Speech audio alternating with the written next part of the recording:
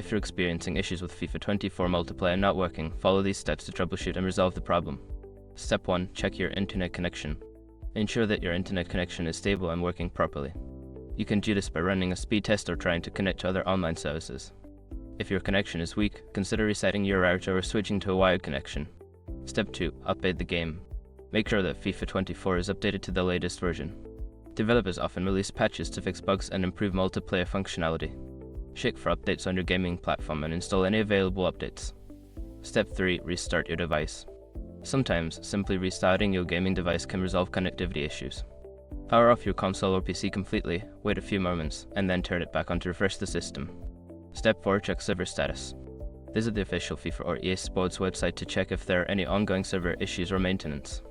If the servers are down, you may need to wait until they are back online to access multiplayer features. Step 5. Adjust network settings. If you're still having trouble, consider adjusting your network settings. This may include enabling UPnP Universal Plug and Play on your router, port forwarding specific ports used by FIFA 24, or switching to a different DNS server. By following these steps, you should be able to resolve the multiplayer issues in FIFA 24.